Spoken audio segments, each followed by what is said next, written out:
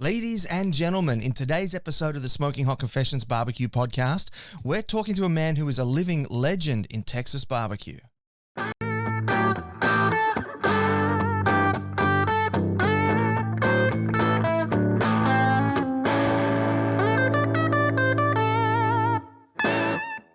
Hey family, hope you're well wherever you are and you got that thin blue smoke rolling. In today's episode of the show, this is super cool. We've got Bill Dumas from from Brotherton's Black Iron Barbecue. Black Iron Smokers was a few weeks ago with ADP. So Bill Dumas, fantastically well-known, a ton of knowledge pitmaster from Texas, and it's going to be great to get him in here very soon. But first, I just got a couple of announcements that I do need to run by you. The first is that winter is well and truly here. We're starting to run low on stocks of our hoodies and beanies. So if you're out by the fireside tonight and you're feeling a bit cold, make sure you grab yourself some hoodies and beanies and let us keep you warm in the wee hours. Next, Barbicon is coming. It's the world's first virtual barbecue conference. We're putting it on. Smoking Hot Confessions is putting it on, and we're going to be spending 2 days dedicated to the world of barbecue and sharing knowledge with all of the with many of, I don't have time to cover all of the people we've had on the show, but many of the people that we've had on the show. So Saturday, we're going to be looking all at cooking barbecue, and Sunday is going to be all about the business of barbecue. So on Saturday, I'm going to be jumping around the country using this technology that we've got that I use to bring you the show. We're going to be jumping around into different pitmasters' backyards and showing you all the different cooking tips and tricks. And then on Sunday, we're going to be jumping into offices, businesses, all that sort of stuff, and we're going to be looking at the money side of barbecue, the business side. So if you've either got a business or you want to get into barbecue business, that's going to be the day for you as well. So make sure you get on that as quick as you can. Now, if you are just at the beginning of your journey in the barbecue world, we do have a free ebook available for you over on the Smoking Hot Confessions website. It's the Beginner's Guide to Real Barbecue, and in that, there's everything you need to know to get you up and running in this world of delicious smoky meat. So head on over to SmokingHotConfessions.com. A pop-up window is going to appear. You can put your details in that, and we'll shoot that free ebook straight off to your inbox for you. Now, if you're joining us live, I can see in less than 2 minutes, we've already got almost a dozen people have joined us live for this live podcast recording. So you need to come join us at the Smoking Hot Confessions Barbecue Community on Facebook. It's a Facebook group, and in that group is where we do these live podcast recordings. So it's going to give people an opportunity to drop comments and questions for the guests. So you can see we've got good morning from the sunny Gold Coast. That's my lovely wife just chiming in there for us. And we've got an anonymous person here who says, "Hi, Ben and Bree, morning from Sydney." So if you're doing that, then you need to make sure that you do hit that link at the top of the post to make sure that you let my software see your name and profile pictures, just so we know who we're talking to. So if you'd like to be a part of these live recordings, head on over to Smoking Hot Confessions Barbecue Community on Facebook. Join us. We do nothing but talk about barbecue. All the other guff is left at the door. It's very inclusive. Everybody's welcome to come join and just enjoy some lovely barbecue chat. Now, if you are watching this video later on YouTube, make sure you give us a thumbs up, a subscribe, and hit that little notification bell. If you're watching on Facebook, give us a like, a comment, and a share. Make sure you're following us as well. Now, IGTV, they do those cute little love hearts. Give us one of them and give us a follow as well. And if you are listening on a podcasting app, do give us a 5-star rating and review, especially if it's Apple Podcasts. They are super helpful for us, and they help drive us up the charts, which is great for helping us get our story out there, and also helps us get our guests' story out there, which at the end of the day, that's really what it's all about. Okay, so we have Bill Dumas joining us today, which is going to be really cool. Now, he is formerly of Styles Switch. He's now with Brotherton's Black Iron Barbecue, and he's a true Texas barbecue legend. He's come out to Australia at least once that I'm aware of. He went over to Perth and he did a lot of work with our good friends Jules from Jagged, and he's very well known in the circuit, very knowledgeable guy. And this is going to be quite interesting because he did say to me when we were lining this up, he said, "Look, you're just going to have to let me go and I'm just going to talk." So I'm not too sure how many questions I'm going to be able to get in, but if you do have some questions for Bill, do put them into the comments and I'll make sure that we put them to him. So I think that's about all you need out of me. Let's get Bill in here. This is the internationally awarded Smoking Hot Confessions Barbecue Podcast with your host, Ben Arnott. How long's it been since your last confession? Bill, it's good to see you, mate. How are you this morning? Man, I'm doing better than the Lord allows, man. Beautiful Texas sunshine out there. We're doing pretty doggone good. How y'all doing down under, yeah? Good, mate. Good. I'm on the Gold Coast. It's always sunny and beautiful. Well, the summer was quite wet. It's almost always sunny and beautiful. But, mate, tell me, what was the last thing that you barbecued for yourself? Well, let's just see. For myself or for the restaurant? For myself, I had, let's see here. We did a really nice, good, big, gigantic 30-pound bone-out prime rib on the pit, just over some nice, good post-oak smoke on a good, nice Moberg 500-gallon pit. Pretty classic Central Texas seasonings, kosher salt, and 16 nuts black pepper, and let her ride in there till she hit about 130 degrees internal. Man, I mean, to tell you, that was like, wow. Now, at the restaurant today, we had about 25 briskets, about 25 racks of pork ribs, 4 turkey breasts, probably about 20 pounds of sausage against 4 different varieties, and the list goes on. With that being said, I also made about 120 pounds of jalapeno cheese sausage, 120 pounds of Central Texas hot duck sausage, and 10 pounds of maple blueberry sausage. I made all that, and it just came off the pit. Wow, that's heaps. That's so much. How many kilos of meat do you reckon that you smoke in a week, personally? Well, to coin a phrase, we kill a small farm every day. So it's quite a bit. We're usually averaging currently about, depending upon caterings and whatnot, we're averaging about 24 to 25 briskets a day, and everything else in descending order behind that. The most popular protein, obviously, because we're in Texas, is brisket.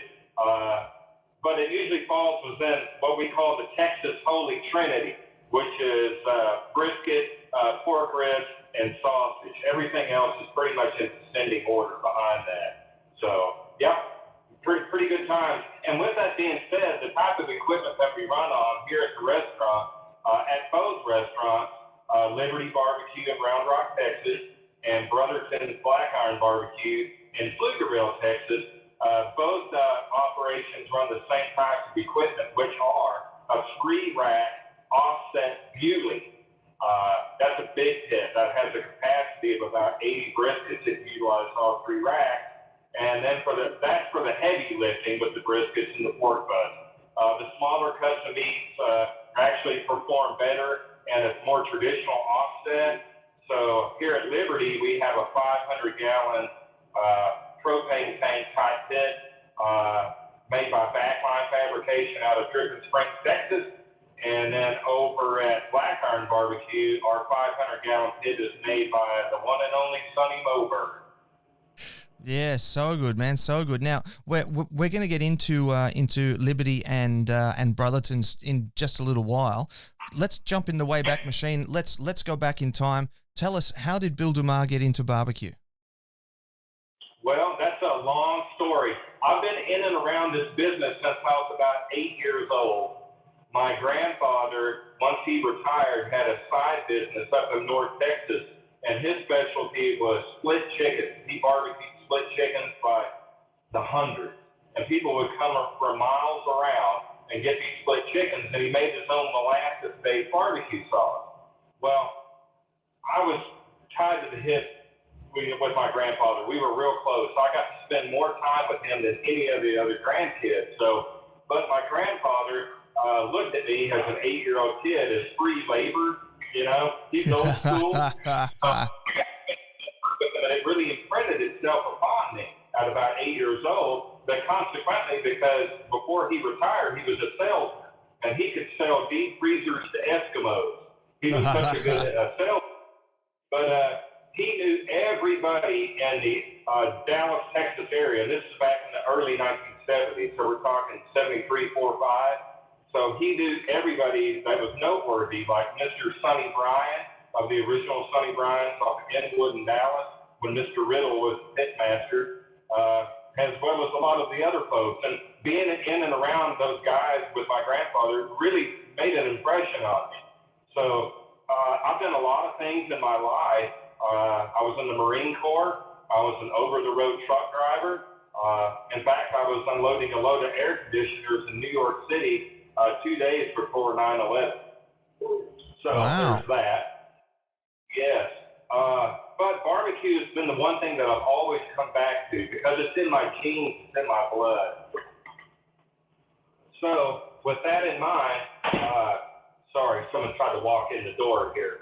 But anyway, I started my professional career. I've always barbecued for myself, barbecued for my family, I barbecued for my neighbors. But I started in earnest professionally, of all things, a commercial sausage manufacturing facility. We made all manner of smoked meats commercially, distributed nationwide. And the name of that company is called Smoky Denmark Smoked Meats, which is actually a USDA inspected facility.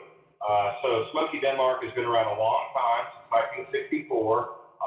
Actually, Mr. Denmark, Albert Smoky Denmark, his grandson is Sonny Moberg. All right. So, nonetheless, I got my start professionally there, and I was working in the sausage manufacturing facility commercially. But they started a barbecue food truck to kind of showcase Central Texas barbecue and a lot of the sausages that we made in the plant. I headed up that, and with a barbecue pit that we obtained from John Miller, we went to business, and we got some attention from Daniel Vaughn over at Texas Monthly, and that was a good thing. And we made our mark. That was the high water of kind of the early days in the Wild Wild West over in East Austin. We had John Miller down the road, Law Barbecue down the road. There was us, Smoky Denmark, and the list goes on. But as time progressed, and I would say probably in about 2015, I was hired on and by the crew over at Styles Switch, Shane Styles and Lance Kirkpatrick. I got to know those guys over time, and they're really good folks.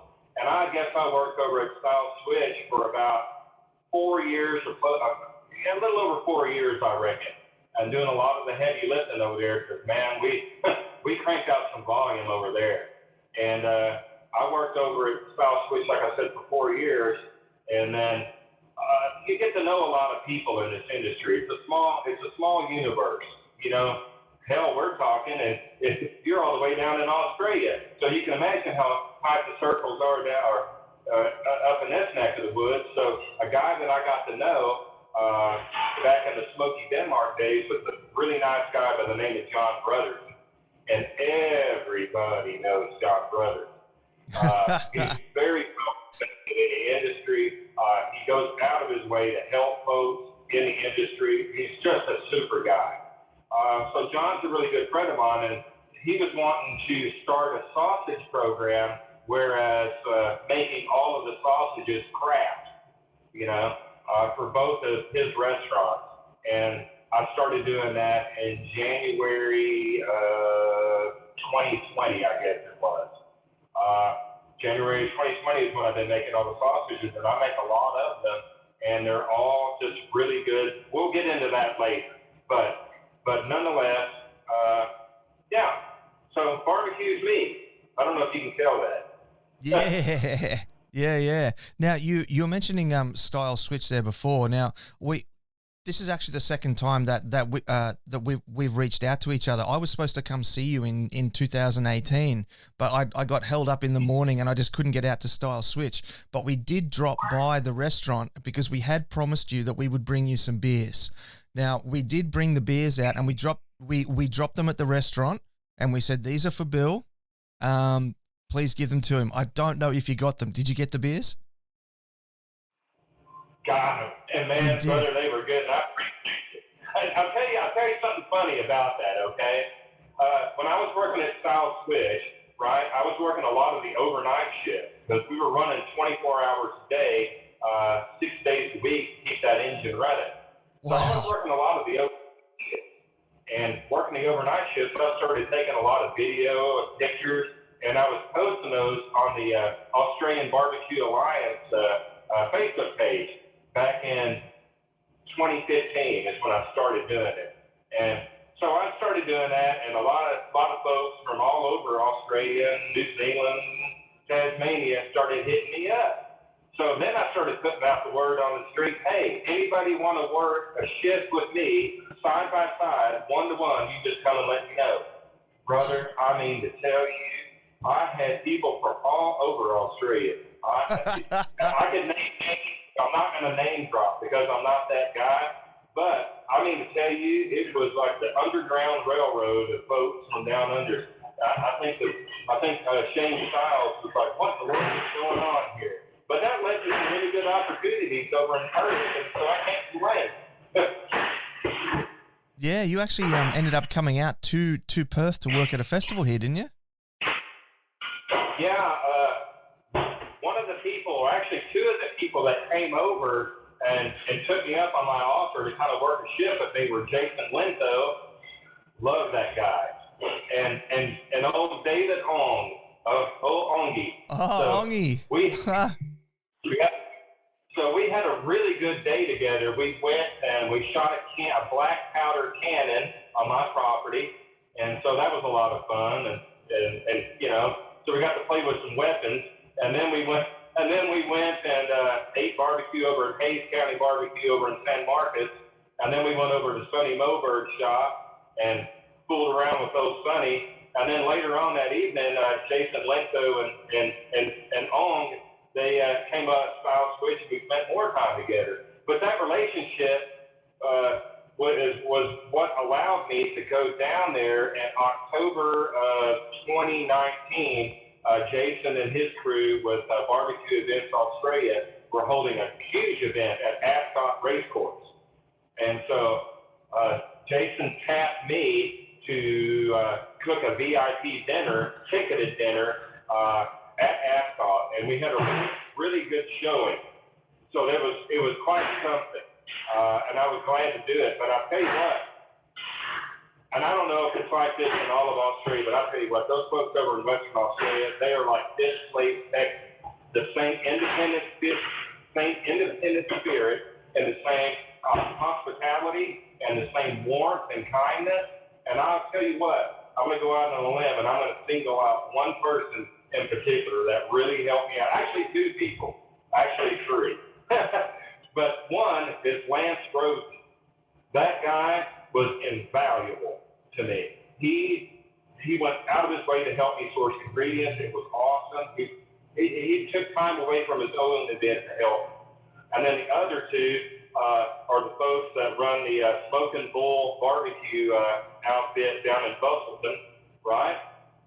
And then the other one is Joel Romo of JR Smokehouse. JR Smokehouse, so, yep.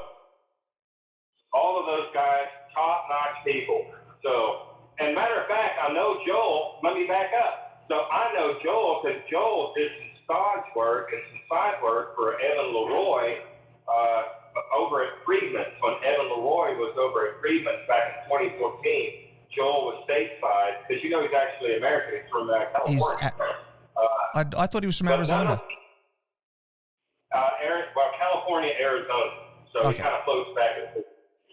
But anyway, because he likes to surf and all that kind of good stuff. But anyway, Joel and I go way back to my Smoky Denmark days because I saw that he was over at Friedman's and I wanted to hook up with him. And man, we shared many a beer and many bites of barbecue in my backyard.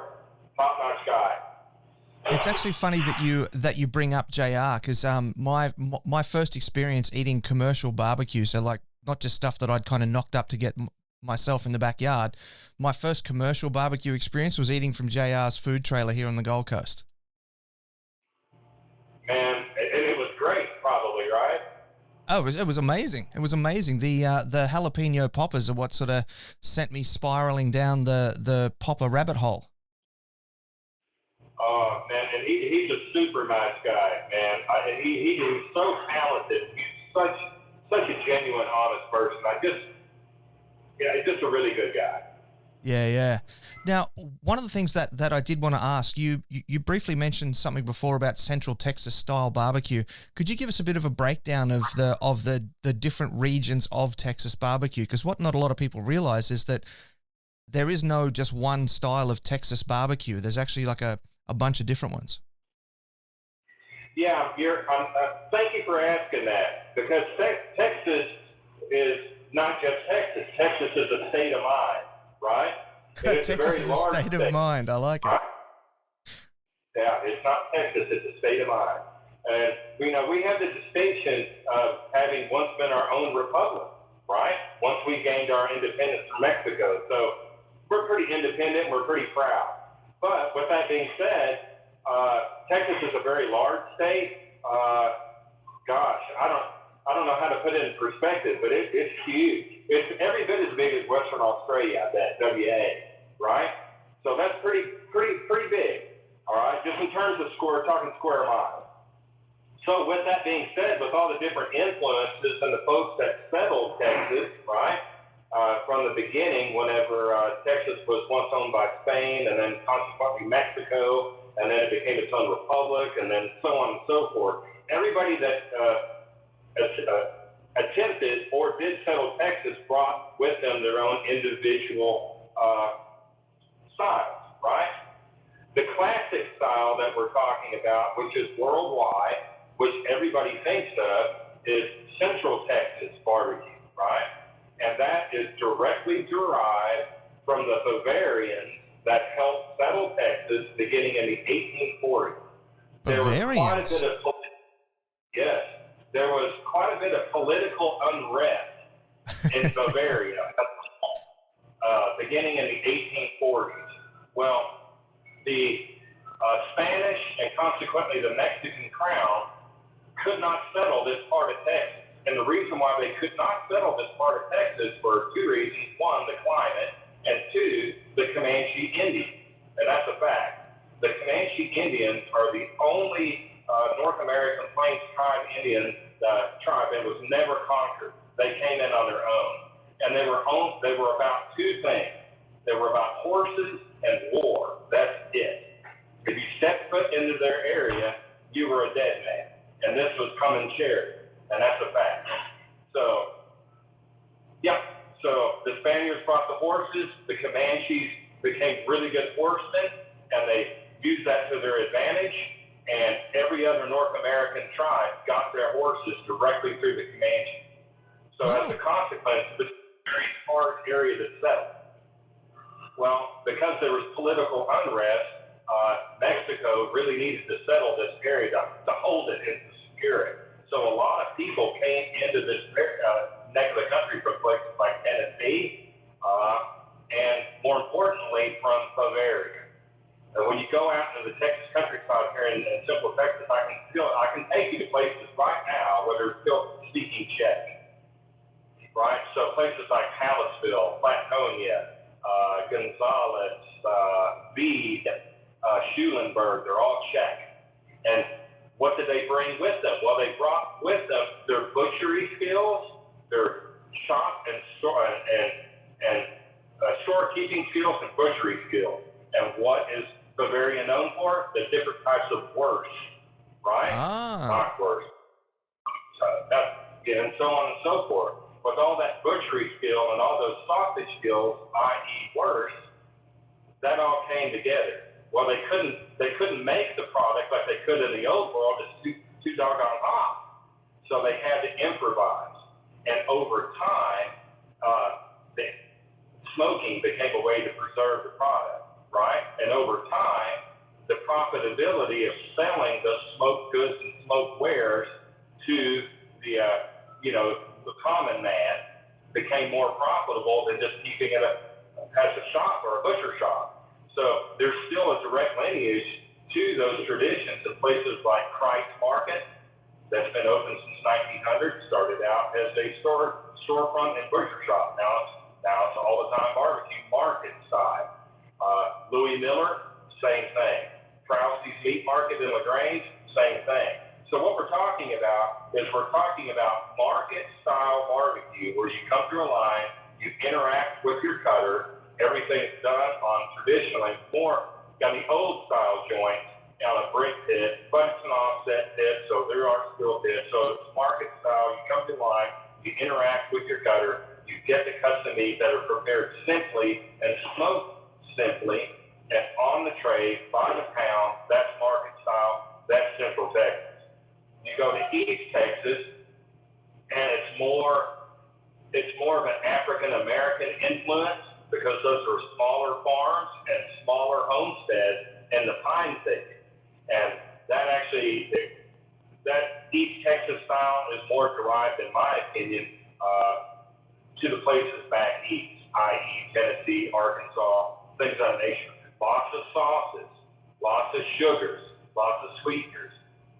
Not usually done market style, as I described.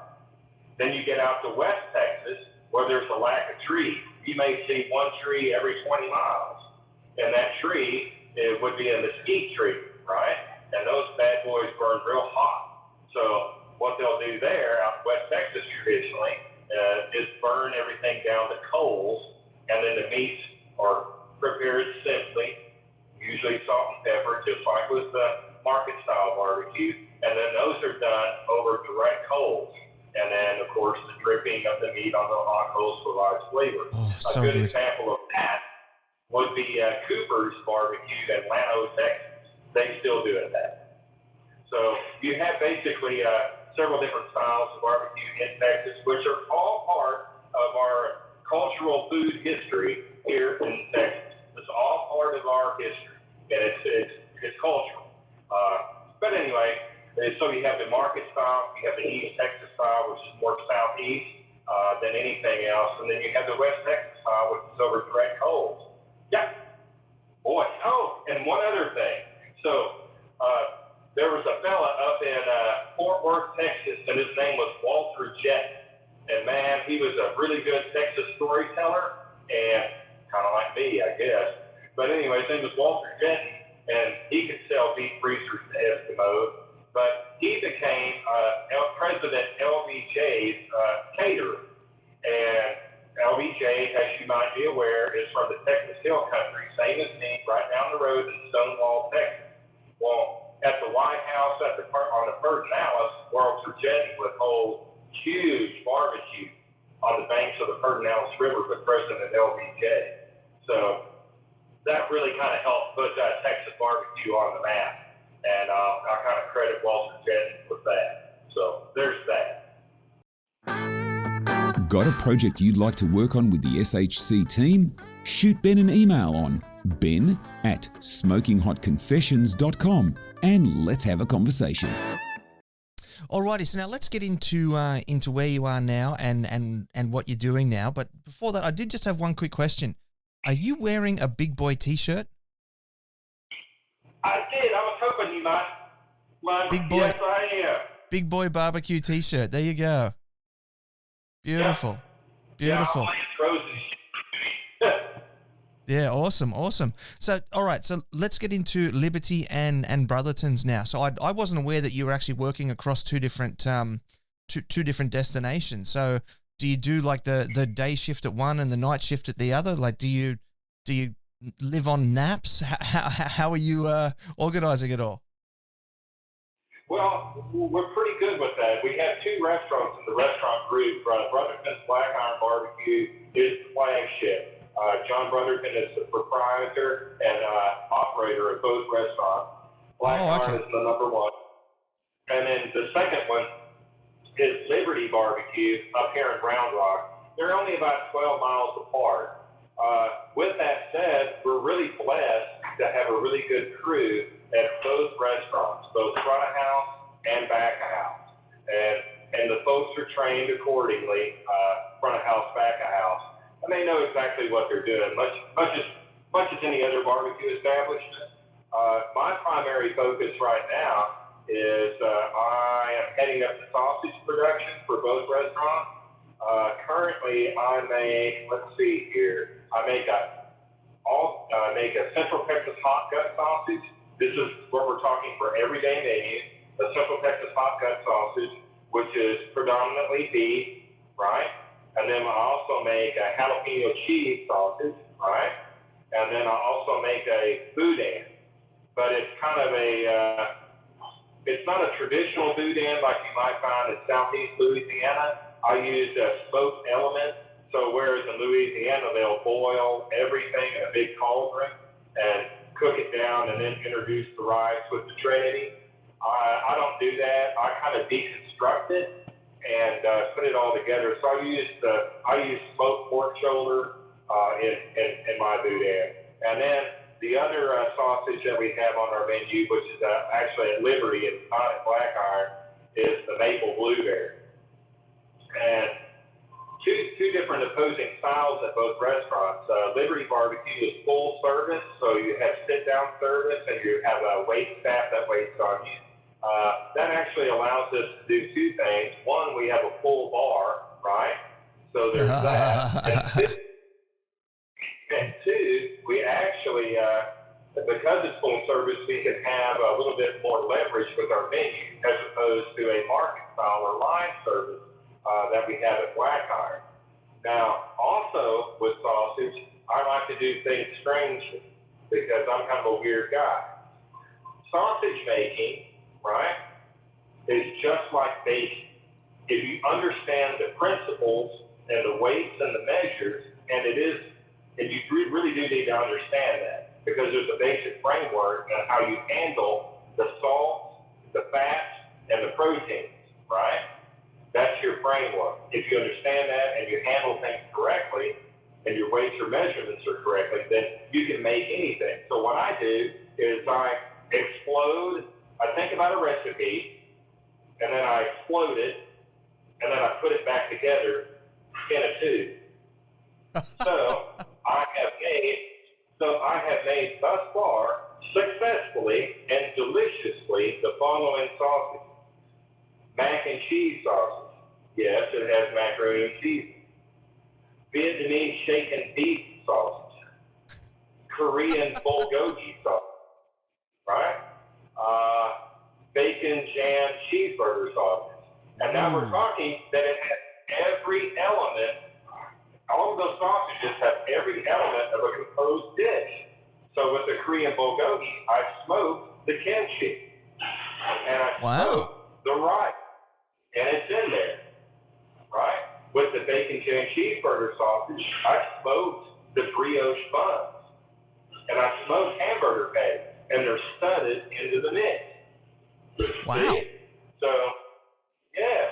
So I think of sausage making as an art form because it is an art form. It's one of the backbone items that the Bavarians started making here in Texas. You can trace the lineage of just your classic, humble Texas hot good sausage all the way back to Germany. So I kind of think of it in that context, but I kind of think of it as a blank canvas. So sausage is a blank canvas, and you can do anything with it. Yeah, but anyway, very nice. That's kind of what I'm doing at both restaurants, and that really inspires me. It inspires me to make new products, and it inspires me to please the customers, and it inspires me to really wow the customers over because I guarantee I'm making things that people have neither heard or seen before. Yeah, some of those sausages sound absolutely amazing. Okay, so are you cooking in one central location and then sending the meat out to Liberty, or do you actually run pits at both restaurants? Yes, that's correct. We run equipment at both restaurants. So we have a full pit crew and a full accompanying staff behind, right, at both restaurants. So both restaurants, as mentioned earlier, we use a big Bewley pit. That is a pit made by Bewley in Garland, Texas. It's a rack system pit. It is offset. It will hold 80 briskets. And then we also run at both restaurants those same type pits. We run a Bewley at both restaurants, and we both run 500-gallon offset pits at both restaurants. At Liberty, our 500-gallon pit is made by Backline Fabricators out of Dripping Springs, and Brotherton's Black Iron Barbecue, our 500-gallon pit, is made by Sunny Local. So both restaurants have a full accompaniment of appropriate equipment with staff to maintain it. Yeah, right. Wow. Okay. And so, tell me a bit about these Bewley pits. You said that they're offset. When I was in where was I? Mental blank. Jill Burgess. I was speaking to Jill Burgess. Her restaurant. She was telling me that they run a Bewley, and when I saw it, it almost looked like a cabinet. But then you were saying an offset. Could you tell us a bit more about your Bewley? Yeah, well, Bewley is kind of Bewley's history, and don't ask me how, but I know their company history is intertwined with J&R and Euler and Southern Pride. They're all made up in the Dallas area. They all kind of have intertwined histories. But the Bewley, to your point, is a big, giant insulated box. Every square inch of it is highly insulated, even the doors, right? So it looks like a big, giant square box, but it's still an offset pit, just like a Moberg or a mill scale, right?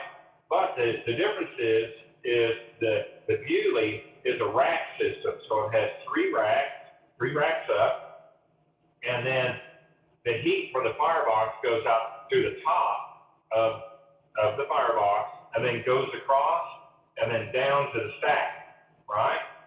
Because of the way it operates, there's a 25-degree variant between the bottom rack to the top rack. And that's okay, because generally speaking, you'll want to start cooler and finish hotter anyway, right? Fully loaded, if you were to operate on all three racks, you could fit 80 briskets inside this, right? That's how big ours is, right? There is one piece of automation on it, and that is the thermostatic control. Now, it's not gas-fired. There's no gas in it, so don't think of it like a Southern Pride. Think of it like a boiler in the respect that there is still a live fire inside that firebox. The difference is there's actually a thermocouple. There's a dial on the other end, 0 to 10. That corresponds not with a temperature, just a thermocouple. So you still need to learn to dance with this pit, much like you would any other pit. But once you understand its parameters and what it likes and what it doesn't like and where the hot spots are or not, then once you set that controller, it will open and close, right? If you have a temperature spike, it slams it shut. Less air means less fire, so it'll moderate that. But it's not throwing dirty smoke because there's still air pulling around a slight gap in the door. What it does do, because of its capacity, because it's highly insulated, and because it does have a thermostatic control on it, is from a restaurant standpoint, you eliminate certain pieces of your overhead, right? Such as labor. You got to think about that when you're in a restaurant, your labor cost, because that affects your eventual food costs that you pass on to your customer. Another thing that it does is it also helps affect your capital expenses. And one of the major capital expenses within a restaurant, specifically barbecue, is wood. A cord of post oak right now is about $350 US for one cord, right? Wow. At Style, I'll give you some reference. At Style Switch, when we were running 24 hours a day, 6 days a week, we were burning 3.5 to 4 cords of wood a week. And then here, we're only burning maybe 1.5 cords a week. So you can see what that does to your capital expenses right off the get-go, yeah? Another couple of interesting things about the Bewley is because it's so highly insulated, it radiates heat inward, right? Whereas an offset pit in the traditional manner, perhaps made out of a propane tank like a Moberg, because it's not insulated, it radiates heat outward, right? So there's a little bit of a difference there. I can achieve a greater smoke level in the Bewley because I can operate it at very low temperatures efficiently, right? Without throwing dirty smoke, right? So what that means for a brisket is my smoke level is going to be much more intense, or it can be much more intense on the Beauty as well. So that's an added benefit if you're thinking about brisket in respect to color and smoke level.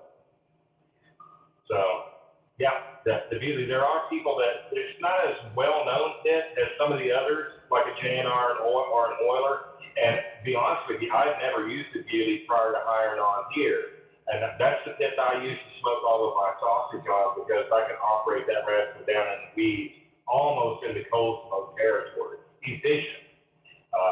So that's a huge benefit. Yeah, they're really nice pits. And I don't know if you know Monroe Chupati. His name is Max, a.k.a. Texarkana Barbecue. Oh, okay. He's a really nice guy. Texarkana Barbecue. Currently, he's in Cairo, Egypt, heading up that Texas barbecue program with over there. I think it's called Longhorn Barbecue. But anyway, Really? Max last summer came here and did a really nice video on the attributes and whatnot of the Beauty. So if you look up Texarkana Barbecue and look up Beauty Pit within that subset on YouTube, you'll see Max's review and whatnot on the Beauty. It's really quite fascinating. He did a good job on it. You're listening to the internationally awarded Smoking Hot Confessions podcast with massive barbecue nerd Ben Arnott. Alrighty, Bill. So now we're in the third part of the show, and this is the segment where our guest gives a bit of a lesson for the viewers and the listeners, and also this is the point in time for the current viewers on our live recording session with us today to start putting those questions in the comments. So if you are in the Facebook group now and you're joining us live for this recording session, now's the time to start putting your questions in. So, Bill, over to you, my friend. I believe you're going to tell us a bit about restaurant operations and sausage making. Oh, yeah. Well, restaurant operations, boy, ain't that something? It's a very tight and narrow margin with in respect to barbecue. We know that brisket is not our friend. But our average loss is about 40% on each brisket. So with that being said, and that's basically because of the way that the briskets, we know they shrink, we trim them up. So we have to think about other ways to think about the scrap. As far as restaurant operations are concerned, right now, our biggest challenge right now is not just labor, because there actually is a labor shortage right now. That's a weird paradox. Yeah, there is. We have a hard time finding anybody right now. So there's that. But let's put that aside. A big thing right now is brisket prices. Brisket prices right now are about 49 cents US above where they were this time last week. So last week? Last week. Wow. And the USDA is telling us that it's because of the way there's different market forces, and I could bore you to tears with that. But a lot of the packing houses are not operating at full capacity right now. I know that there's a big packing house up in Guymon, Oklahoma, that usually runs about 1,500 head of cattle per hour, right? And they're only running at about 1.5 shifts running. So what's that tell you? So they themselves are having some labor issues as well and supply issues. So that all puts a damper on the market. Right now we're using USDA Prime. That's what we always use is USDA Prime. We just like the marbling that runs through the brisket. We feel like it has a better uniformity of product, which is important. So yeah, right now it is what it is. You just kind of roll with the punches in respect to prices and costs and things of that nature. As far as sausage is concerned, and that's always been something that's been important with Central Texas Barbecue, is trying to find a way to utilize the trim that you paid for. You paid for it, you better find some way to utilize it, right? So if you don't, you're not going to be in business very long. That's the way it's always been, right? Even with the old school sales. got to figure out a way to capture those costs. And that's where sausage comes into play. So I try to capture every good scrap that I can. So a lot of that trim that comes off the brisket, and we do what's called a block trim. So we're reducing the tail on the brisket to eliminate any thin spots, right? As well as eliminating some of that tail that kind of pulls moisture away from the point. So we shorten the flat, we reduce the pectoral hump, and then we trim out the deck. That's called a block trim. And average trim on each brisket here is usually about 2 to 3 pounds per brisket. I do not reserve the fat cap on the brisket, but I do reserve the deckle fat. I use the deckle fat in my sausage production. We also use the deckle fat. We render it down for other restaurant purposes. It's good for anything that you might want a fat for. So yeah, there's that. But yeah, back to sausage production. Like I mentioned, we are in the stages of building out about an 800 square foot facility over at Black Iron Barbecue to really expound upon and expand the sausage program itself, because what we want to do is really kind of help out different restaurants. And if someone wants something custom formulated, we can do that. If a retail customer ends up wanting something, we can do that, as well as for both of our restaurants. So that's something that we're looking at, and building out the new facility is going to help manage that. But yeah. Yeah, that's so good. What was the name of that brisket style trim that you were talking about? Block, was it? Well, in the industry, it's called a block trim. So B-L-O-C-K? Yeah, just like B-L-O-C-K, yes, sir. So what you're doing is you're reducing the tail on that brisket. So you have a packer brisket, and so what we're trying to do is we're trying to avoid any sharp corners or sharp edges, right? Because heat is attracted to those thin spots, right? And those thin spots are not going to cook at the same rate as the rest of the brisket, which means that you will draw moisture away from that particular piece of meat. So what we're trying to do is reduce those thin spots on that flat, right? Generally speaking, that is that area to the rear of the pectoral hump. If you follow that pectoral hump down towards the flat, you'll notice there's a really thin spot down there. If we're going to thin that out and shape the brisket to where it will not have any sharp corners on that flat, then we're usually ending up with a chunk about that. Let me get my fingers. But anyway, we're ending up with a pretty good chunk of meat that's being removed off that flat. And then as we're shaping the brisket, we want to make it kind of, so coin a phrase, aerodynamic, and reduce any, again, sharp edges that draw moisture away. And we're also trying to trim out as much of that fat off the fat cap, which is about down to a quarter of an inch. So we're going to shave off that pectoral hump, reduce our fat cap to a quarter of an inch, and then flip it over and remove that deckle. Not going to remove all of the deckle, but we're going to remove a majority of that deckle. And we're shaping the brisket. No sharp corners, no sharp edges. And like as I mentioned, that's usually about a 2 to 3 pound loss on each brisket, irrespective of how much you're going to shrink inside the pit. So at $3.34 a pound right now for USDA fry, and we're averaging a 40% loss, I kind of want to sell more chicken and sausage and ribs. Yeah, I don't doubt that at all, yeah. Now, you said that you like to reuse the deckle fat, but you discard the fat cap. How is the fat different between those two different parts of the brisket? Well, the thing about it is, the funny thing with fat, right? I can lay out in this order, chicken on this table right now, and subject the fat to this ambient temperature, right? I can lay out chicken fat in this order. Chicken fat, the fat cap on a pork butt, the fat cap on a brisket, and then deckle fat, and just walk away for an hour.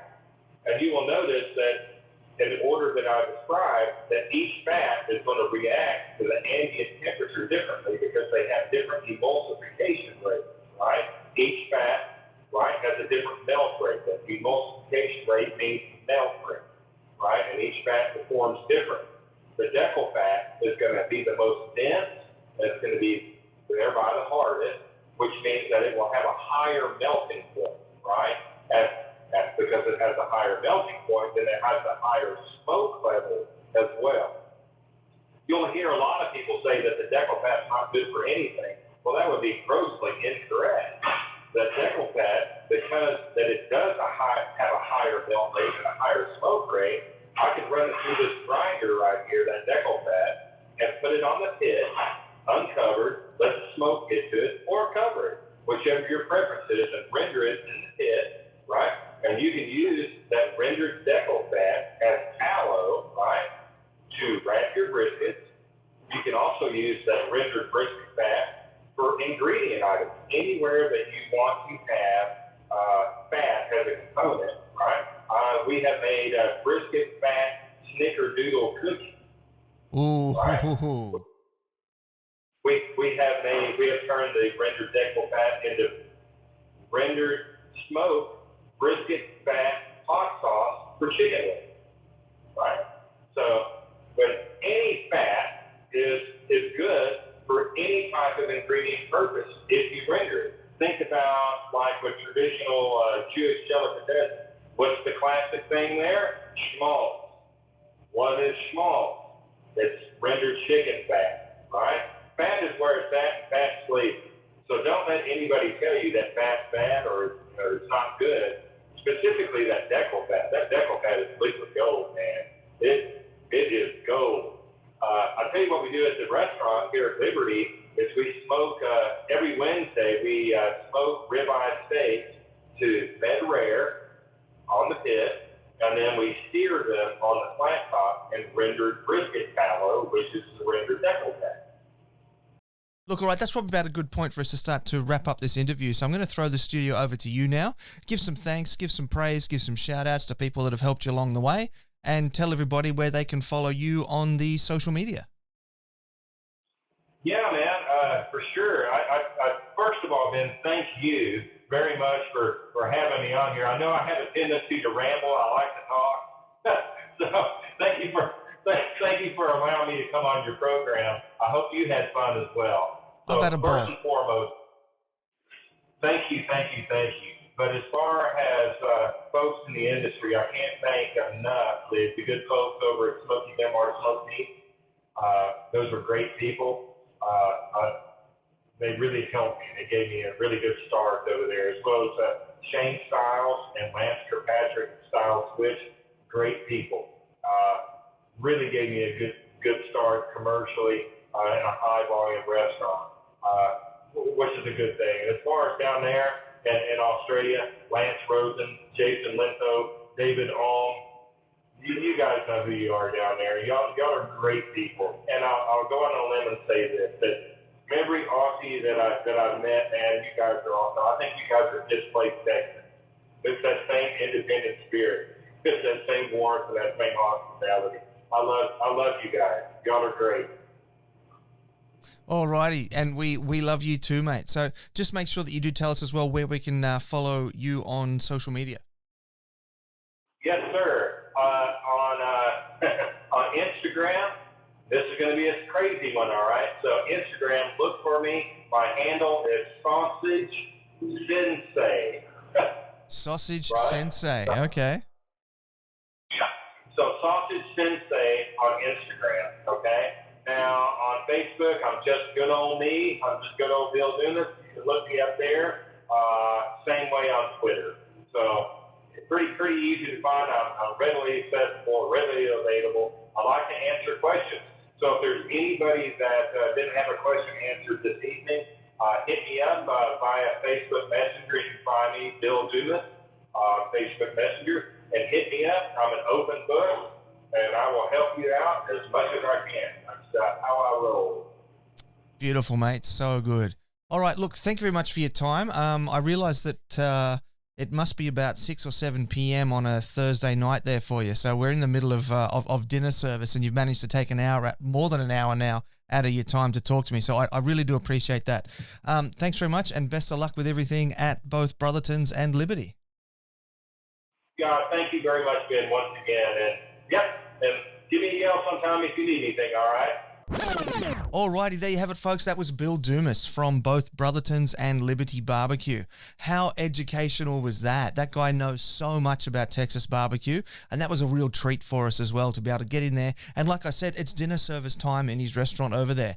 So, for us to be able to have this time with him, that was something super special for us. And I do look forward to seeing him again next time I'm in the States. And, mate, if you're watching this later on, make sure you do send me a text message with what beer you want, and I'll make sure that I get that to you. And I'll make sure I deliver it in person this time. Okay, so that's about it for today.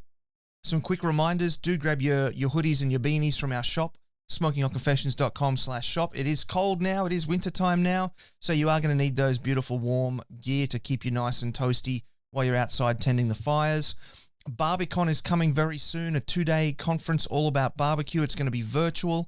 We're going to be jumping into different people's backyards and beaming that straight into your lounge room, so you'll be able to enjoy that.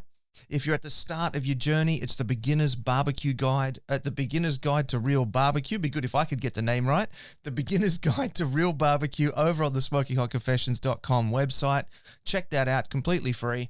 And also, do come join us at the Smoking Hot Confessions barbecue community on Facebook. It's the nicest little corner of the internet. We all just hang out, talk barbecue. It's very open. It's very inclusive. Everybody's welcome, and we hope to see you there. And if you are listening, please do give us all the thumbs up and the shares and the likes and the comments on the socials. It's super helpful, particularly on YouTube at the moment. We are focusing on growing our YouTube channel, so if you can give us a thumbs up and a subscribe over there, that'd be fantastic.